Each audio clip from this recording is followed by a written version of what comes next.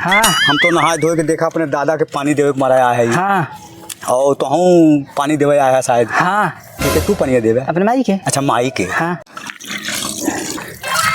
ओए भैया का हो ये क्या करते यार?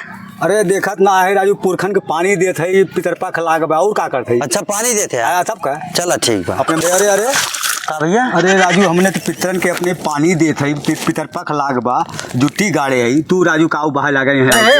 हाँ तोर माई दादा जिंदा है ना। मोर माई दादा जियत है ना। हाँ, तब के पानी देते हैं ससुर जीते पानी दे जाते बैठ हैं। मत मोर धनमा जरत बा, मैं अपने धनमा में पानी देता हूँ और मैं अपने माई दादा को पानी देता हूँ धनमा।